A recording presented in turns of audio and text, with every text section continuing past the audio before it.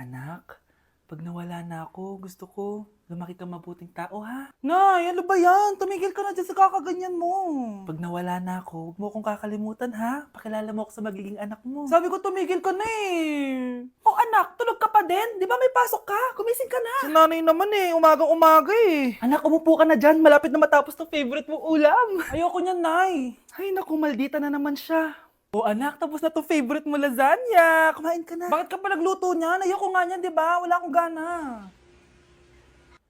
Anak, anong oras na oh? Matulog ka na, ha? Hindi, Nay. Magpupuyat ako. Ano ba, anak? Bakit ka ba ganyan sa akin, ha? Magpupuyat ako! Kasi miss na kita, Nay. Miss na kita, Nay. Happy Mother's Day, Nay. Sa teacher nating naging pangalawang nanay natin, Oh, Scarlett. Kanina ka pa tahimik. May problema ka ba? Ano po kasi, ma'am? Family problem lang po. Oh, kwento mo sa akin. Makikinig ako. Baka may matulong ako sa'yo. Nak, ang bababa ng mga scores mo sa akin. Nanganganib kang bumagsak. Ma'am. Sorry po. Dami ko po kasing inisip na itong mga nakarang araw eh. Sige, pagbibigyan kita ngayon ha. Pero promise mo sa akin na babawi ka next quarter. Talaga, ma'am? Thank you, ma'am. Babawi ako, promise. sa teacher nating hindi madamot sa grades, Okay, class. Pwede na kayo mag-lunch. Oh, hindi ka kakain? Wala po kasi akong baon, ma'am. Oh, eto. Kumain ka na, oh. Salamat po, ma'am. Magsabi ka lang sa akin, nak, ha? Hindi ka makakaisip ng maayos pag wala kang kain. sa teacher nating nagbibigay ng pagkain, sa lahat ng mga teacher sa mundo na nagturo sa amin kung paano lumaban sa buhay, Happy Teacher's Day!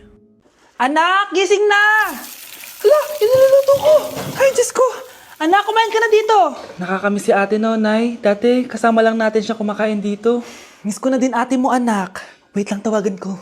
Hi, Nay! Ay, hello, anak! Kamusta ka na dyan sa Manila? Eto, Nay. Malapit na akong gumraduate. Sa wakas naman, anak. Kapag nag-graduate ka, makakauwi ka na dito sa probinsya. Nay, may sasabihin pala ako sa'yo. Hello, anak! Nay! Hello, anak! Nay, choppy ka, Nay! Ang bagal naman ng internet ni nanay.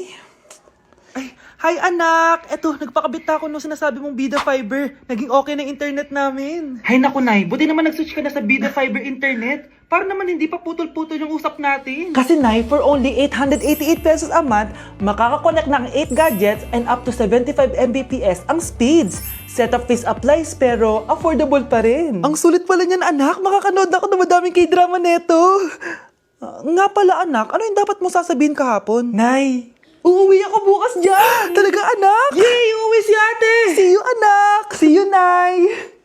Kaya hindi umuunlad ang Pilipinas dahil kinukurakot nyo. Mahiya naman kayo! Don't stop shaming them. Deserve nila yan. Mainit ang mata sa atin ng mga tao.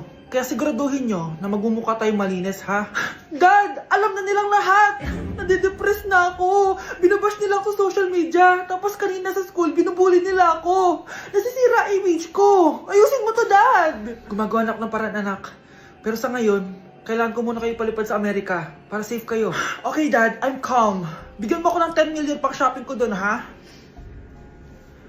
May mga mag-iimbestiga dito. Kaya lahat ng mga luxury cars namin, itago nyo muna. Hindi nila pwede makita yung mga yon. Base sa report na binigay sa akin, may ghost project daw kayo. Totoo ba yon? Wow! It's a yes or no question. Bakit di ka makasagot? Your Honor, kakusapin ko po muna yung lawyer ko. ang kakapal nyo, halata naman sa mga kilos nyo na guilty kayo. Kamusta na kaya sila, Mom and Dad? Sana okay lang sila. Nawala sa garahe ang 10 sa 12 luxury cars. Pati mga sasakyan tumakas na.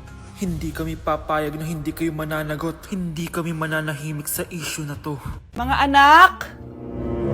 Aba! Tanghali na wala pa rin gising? Naku, sinasabi ko sa inyo, pag ako namatay, kawawa kayo! Ano ba yan? Umagang-umaga? Ang dami sinasabi ni nanay. Mga pinagkainan nyo kagabi, hindi kayo marunong magligpit. Ang tatanda nyo na, parang pa rin kayo mga bata. Kailangan gisingin natin pagluto. Grabe si nanay. Nauna pa magpagising kesa sa alarm clock ko. O Kyle, kakagising mo lang? Nay, hindi pa po ako natutulog. Ano? Diyos ko po! Nung kabataan namin, 7 p.m. pa lang, tulog na kami. Tapos, ang gising namin, 4 a.m. para pumasok sa school. Walaan ko, Nay. Tumatawid pa kayo ng bundok tsaka ilog para mag-aral, no? Oo! Buti nga kayo may hatid sundo pa eh. Scarlett! Ayan na, magkikis na sila. Aba, parang anak ng mayaman na. Prinsesa ka? Nay naman ang init-init Hindi ako nagtatain ng pera, Scarlett, ha? Nagtitipid ako ng kuryente, kaya matuto kayo magtipid. Kaya gamitin niyo tong 2-in-1 stand and desk fan from Tough Mama. Di ba? Ang aesthetic. Meron tong 4-speed control, kaya sobrang lakas nito. O di ba ang lakas? At syempre, matibay. Di kagaya ng relasyon nyo. Lo, magluluto na nga lang ako. Ops, bago ka magluto, gamitin mo tong stackable multi-cooker ng Tough Mama. Pwede ka dito mag-boil, pwede ka mag-fry, at marami pang iba, gaya ng steam and grill. O di ba? Kahit ano, magagawa mo dito. Pati pag move on sa ex mo. Bakit ang sakit mo naman magsalita, Nay? Ko. Yes po, ma'am. Dok, ikaw ba yan? Anak, samahan mo ako sa doktor. Oh, bakit, Nay? May sakit ka? Oo, ipapacheck ko lang tong skin ko kasi, alam mo na, tumatanda na nanay mo. Ay, akala ko naman kung ano. Hello po, Dok. Magpapacheck up sana ako. Yes po, ma'am. Dok, ikaw ba yan? Oo, ako to. Ano ba gusto mo? Para kasing ang oily ng skin ko tapos ang laki pa ng pores ko, oh. Di tamang-tama pala tong product na suot ko ngayon sa'yo. Try mo tong Glad to Glow Volcano Clay Stick. 2 to 3 times a week ko itong ginagamit kaya di na ako masyadong oily. Nabawasan din yung appearance ng mga pores ko at nag-brighten yung skin ko. Hindi din to mahirap ilagay sa hard part ng face like side ng nose at nakaka-clean din ng pores. Of course, this is FDA approved and 179 pesos lang to. The best ka talaga, Dok. Parang kailangan ko din yan, Dok. Oo, Scarlett, bagay to sa'yo. Lagyan mo buong katawan mo, ah. Baklo, i-review mo naman ako. What? Review ka pa? Tapos mamaya, mangongopya ka rin naman sa akin. Sige na, baklo. Reviewin mo na ako. Para namang ano to? Huwag na tayo maglokohan dito, te. Ha? Tigilan mo ako. Hi, Bes! Bes, ikaw na lang mag-review sa akin. What? Sige na, te. Meme ka bakla, hindi ka naman nagaganyan. Parang di kita nire-review dati, ah. Ako kasi te, nagre-review talaga ako, pero ikaw hindi. Leche ka. Tara na nga, Bes. Mag-review tayo to. Mga pangit. Good morning, class. Bakit ang dami nakadikit sa wall? May ballpen, may walis. Ma'am, uso kasi to. Ididikit mo yung mga bagay gamit yung wall friction. Parang ganito. O, di ba, ma'am? Ano? Wall friction? Hoy! Baka mahulog ka dyan! Sus, kung mga bata to. Kung ano-ano kasi nakikita nyo sa TikTok na yan eh. Try ko naman tong calculator. Ang saya! Tingnan nyo, dami ng gasgas ng wall, oh. Tanggalin nyo na yan. Kung hindi, i-absent ko kayong lahat. Guys! Si ma'am naman na idikit natin sa pader. Hoy! Mangulong niya kayo! Ma'am, huwag kang matakot, ma'am. A few moments later. Hoy! Ibaba niyo ako dito! Guys, dismiss na daw tayo sabi ni ma'am. Uwian na! Hoy! Isusumbong ko kayo sa principal! Okay, class. Magdi-discuss ako. Makinig kayo sa akin, ha? Oh, grabe. Ang ganda ko talaga. Masaya na naman siya, oh. Umanda ka sa akin. Ma'am, di ba po bawal mag-makeup kapag oras ng klase? Si Scarlett kasi nagme-makeup po. Lu, pero pag ikaw pwede? Equals to. Ay, oo. Mamaya na yung makeup na yan, Scarlett, ha? Makinig ka sa akin. Di na siya makakapag-retouch. Okay, class. 2 ang naka-perfect sa exam natin. Si Cheska. Expect ko naman na perfect ako, eh. At si Scarlett. Perfect din ako. Talagang nilalabanan ako ng babaeng to. Patingin na test paper mo. Ma'am, di ba wrong spelling is wrong? Mali yung pneumonia niya, oh. Walang P sa una. Ha? Ay, oo nga. Kulang ng P. Hindi ka na perfect, Scarlett, ha?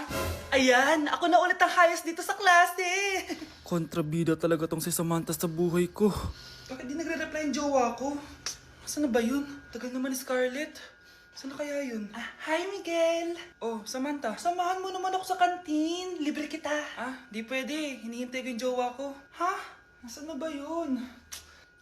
Yay! Sasamahan mo ako!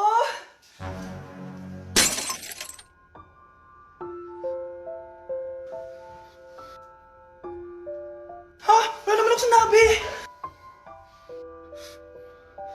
Scarlett? Mainis ka lang, dapat lang sa'yo. Lahat na lang kinukuha sa akin ni Samantha. Ibubunyag ko na yung sikreto ng pamilya niyo.